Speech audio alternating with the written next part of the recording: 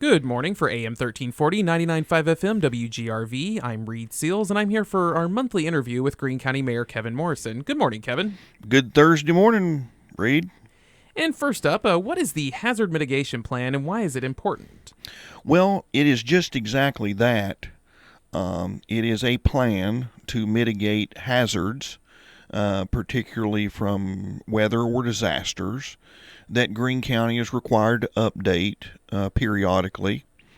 And that plan in place to do that qualifies us for grant monies, or not necessarily grant monies, but emergency preparedness recovery monies that might be awarded in the event of a disaster or emergency. So it is a look, if you will, at the different events that have happened around Greene County that are most likely to happen around Greene County, particularly with weather like flooding or tornadoes.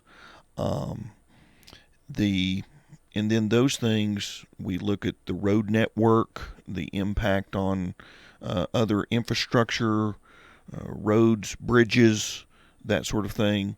And then we try to devise a plan that would allow us to prepare for rerouting, repair, and the like, and then present that plan. It's 167 pages, not a very exciting read, but it is a plan that we can and do submit to the Tennessee Emergency Management Agency, and is on file, in essentially telling them this is what we're going to do in the event of these types of disasters or emergencies.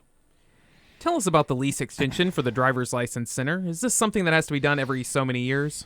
It does, Reed. The driver's license center on Hal Hennard Road was constructed by Greene County 15, 16 years ago, and leased. At that particular time, the plan was that the state would sort of a lease to own type thing, but that never materialized, and they continued to lease the building from Greene County. So it is a Greene County building that we maintain, and then they're in there operating under a lease agreement with the state, and that agreement has to be renewed from time to time.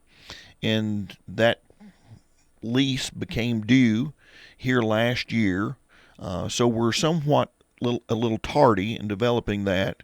Not on any fault of our own, but that was a vote that COVID had, and but we've renewed that contract. I signed that earlier this week and sent it back to the state, so it's on file. So our agreement with them continues. The the rent or whatever remains the same, and that agreement is again for another 3 years. With the approval by the commission to amend Greene County's planning region, what does this mean for Greene County? Well, this is quite an exciting development. That was somewhat of a snoozer, I guess, if you just look at it on the surface. But the municipalities in any type of county, uh, just using our own here, Greene County, Greeneville has a urban growth boundary. Most of the municipalities, Tusculum, Bayleton, Mossheim, all have urban growth boundaries. And essentially what those are in a nutshell is a plan looking forward as to where that municipality expects in the future to expand. And they're required to provide services as they do that. There's been some changes with annexation and that sort of thing. But it's essentially a plan that says these are the areas that we expect to grow into. Now, in the case here, the City Planning Commission, the City Fathers, the Board of Mayor and Aldermen, decided to amend the planning region to reduce or to draw back, if you will, the urban growth boundary or the plan of where they have to expand to the current corporate limits. So anything outside the corporate limits of the town of Greeneville are now the responsibility, as far as planning and zoning, to Greene County. Now, what this means essentially is it eliminates a lot of confusion. The first thing that it does on the surface is it eliminates a lot of confusion for our residents. We've had a lot of residents come in over the years to say, well, I live in the county, but I'm being asked to go to the city town hall, to the planning office, to submit for this or get approval for that. And that creates a lot of confusion for the citizenry. So that will no longer be the case. They will come to the county planning office over on Charles Street, and if they have to do anything outside the corporate boundaries, which really has an element of common sense if you think about it, for county residents, then there won't be quite that confusing. It does increase the workload on our county planning and zoning office to a great extent, because there are quite some population density areas outside the corporate limits of the town of Greeneville. So any changes, adjustments, or whatever made to lots or boundaries or sales or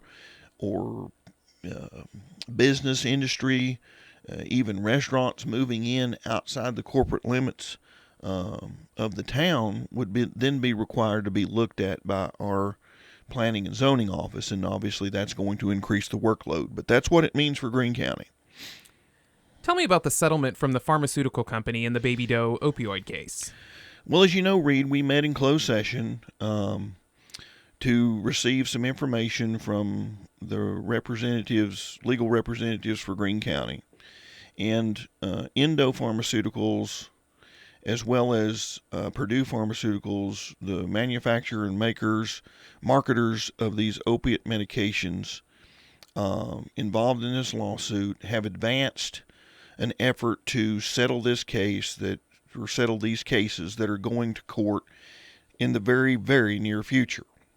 One being next week. Under the advisement of our attorneys and our legal representatives, it was advised to Greene County to accept the settlement offer, and the county commission chose to do so. I think it was looked at from the perspective of, half of something's better than all of nothing.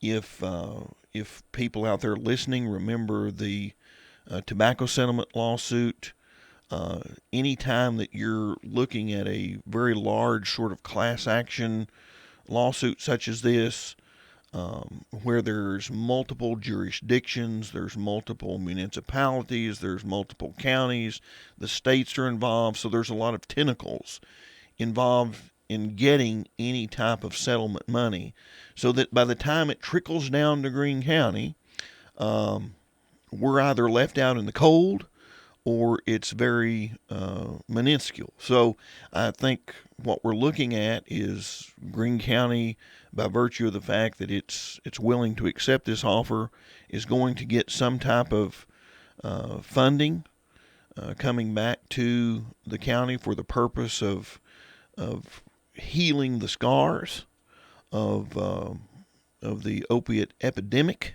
if you will, and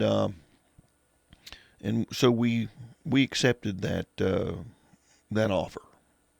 Now, I know there's a certain event you'd like to talk about. Well, I would like to. It's pretty exciting, everything that's going on here in Greene County, in Greeneville, Tusculum, Mossheim, and Bayleton. But one of the main things to come back next week is the fair. So I want to make sure that everybody out there listening knows that the Greene County Fair is back and going to be bigger and stronger than ever. And just come out to the fair and enjoy the fact that we can get together and fellowship with our friends and relatives and neighbors and have a good time. And the Greene County Fair is one of those long institutions that has disappeared in a lot of other places, and I'm fond of saying that nobody does it better than Greene County. So I'm looking forward to the fair next week and getting out there and seeing who I can see and enjoy some good food and rides and fellowship there. So come on out to the fair.